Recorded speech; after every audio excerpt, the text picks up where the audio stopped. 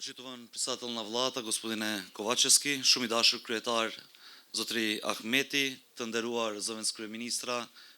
kolegë, grupi, por njëkohësisht edhe kryetari i komunës së Kërçovës Dehari, počituan direktor na SM Kovachevski, zëvendës drejtor Zenku, drejtor të termoelektranës së Ollomejës,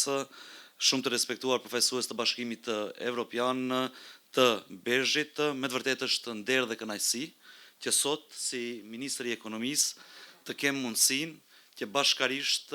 me të gjithë kolegët, pra anëtarët e qeverisë, po njëkohësisht edhe përfaqësuesit e komunës si dhe menaxhmentin e kompanisë të jemi këtu për të shënuar pra fillimin e prodhimit të centralit fotovoltaik,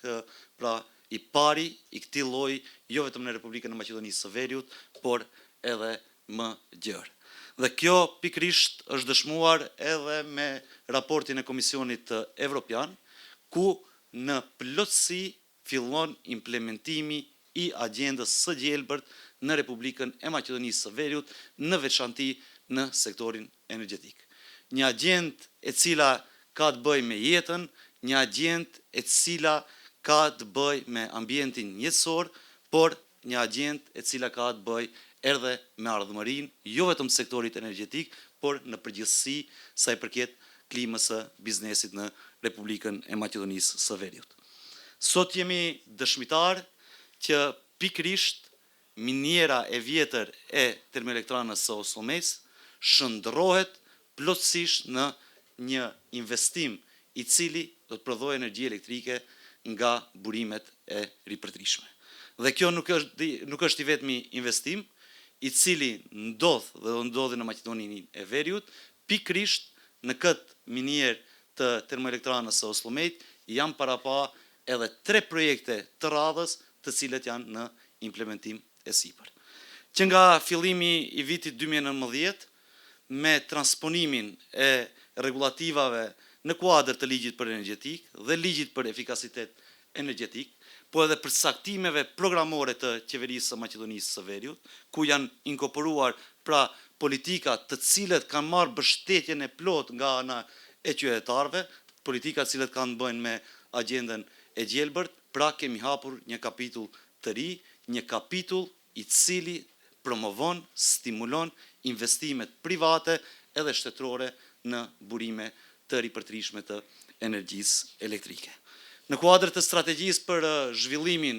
e energjetikës në Maqedoninë e Veriut, kemi paraparë që në një periudhë prej 5 deri në 10 vitet e ardhshme të kemi kapacitete instaluese prej mbi 1000 megawatt nga energjia diellore dhe mbi 500 megawatt nga ajo me erë. Andaj këto kapacitete në Ollomej, në bazë të projekcioneve, planeve të biznesit, edhe nga ana e EMV-s, edhe nga ana e investitorëve privat, do të krijojnë vende të reja të punës, diku rreth 500 vende të reja të punës, edhe gjatë periudhës së realizimit të projekteve, por njëkohësisht edhe për mirëmbajtjen e të njëjtave. Andaj dua të përgëzoj